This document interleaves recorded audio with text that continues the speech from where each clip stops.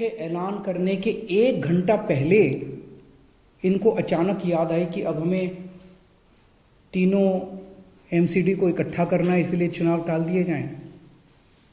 तो लोग कह रहे हैं कि एमसीडी को इकट्ठा करना, एक करना तो बहाना है, मकसद चुनाव टालने का था। क्योंकि बीजेपी को लग रहा था कि दिल्ली में अगर चुनाव होंगे तो आम आदमी पार्टी की जबरदस्त लहर है, बीजेपी उस लहर में बह जाएगी और बीजेपी हार जाएगी, इसलिए चुनाव टालने के मंशा से ये किया गया।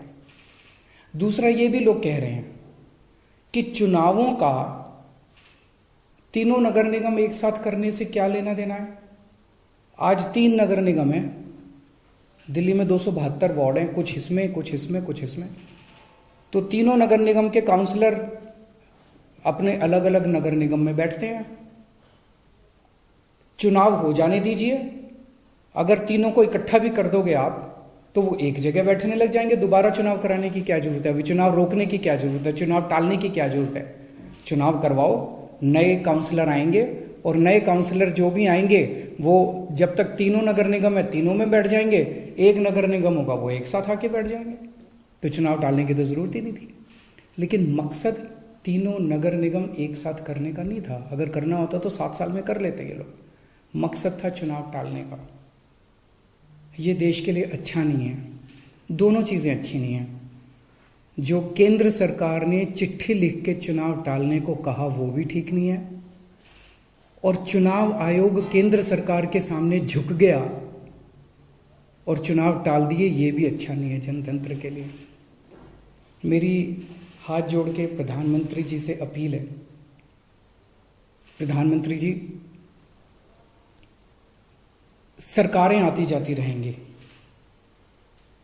कल आप भी नहीं होंगे, कल मैं भी नहीं होऊंगा। हम इम्पोर्टेंट नहीं है, लोग इम्पोर्टेंट नहीं है, पार्टियां इम्पोर्टेंट नहीं है, देश इम्पोर्टेंट है।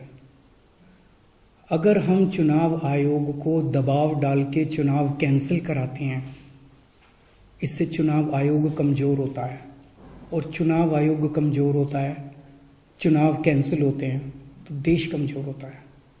हम सबको मिलकर देश की रक्षा करनी है। किसी भी हालत में हमें इंस्टीट्यूशंस को कमजोर नहीं होने देना। मेरी आपसे हाथ जोड़ के विनती है, चुनाव कैंसिल मत कराइए। अगर चुनाव कैंसिल होते हैं, ये जनतंत्र के लिए बहुत बड़ा खतरा है। आज ये कहा जा रहा है कि हम तीनों एमसीडी एक करना चाहते हैं, इसीलिए चुनाव टाल दीजिए। कल को मान लो लोकसभा का चुनाव है, उसके पहले अगर कहा जाएगा कि ये पार्लियामेंट्री सिस्टम अच्छा नहीं है, हम प्रेसिडेंशियल सिस्टम लाना चाहते हैं, संविधान में बदलाव करना चाहते हैं, इसलिए चुनाव टाल दीजिए, तो क्या चुनाव टाले जाएंगे? मान लो कल को कोई स्टेट असेंबली का चुनाव है, ये कहा जाएगा कि हम 2 राज्यों को इकट्ठा करना चाहते हैं, इसीलिए चुनाव टाल दीजिए, तो क्या चुनाव टाल दिए जाएंगे? क्या जनतंत्र के अंदर चुनाव ऐसे टाले जा सकते हैं? ये बहुत बड़ा प्रश्न है। मैं प्रधानमंत्री जी से यही निवेदन करना चाहूँगा, कल केजरीवाल भी नहीं रहेगा, कल मोदी जी भी नहीं रहेंगे, ये देश रहेगा। इस देश को अपने को कमज़ोर नहीं करना।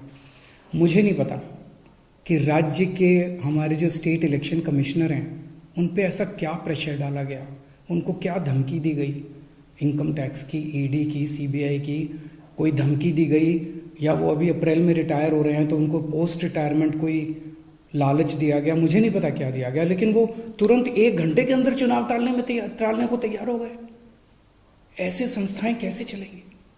और मैं हमारे स्टेट इलेक्शन कमिश्नर से भी कहना चाहूँगा कि सर, अगर आप ऐसे चुनाव टाल देंगे, ये तो जनतंत्र ही नहीं बचेगा। हम लोगों ने आज़ादी किस लिए पाई थी? इस देश ने आज़ादी किस लिए पाई थी? जनता का राज है, जनतंत्र है इस देश के अंदर। आप ऐसे चुनाव टाल देंगे तो जनतंत्र ही नहीं बचेगा। मुझे नहीं पता आपके ऊपर क्या प्रेशर डाला जा रहा है, मुझे नहीं पता आपको क्या धमकी दी जा रही है या क्या लालच दिया जा रहा है, लेकिन सर, जो भी आपको धमकी दी जा रही है, जो भी आपको लालच दिया जा रहा है, बाहर आके बता दीजिए देश को, सारी जनता को बता दीजिए। देश आपके साथ खड़ा होगा, पूरा देश आपका साथ देगा। पर झुकिए मत सर, किसी के सामने मत झुकिए। देश की बात है, जनतंत्र की बात है।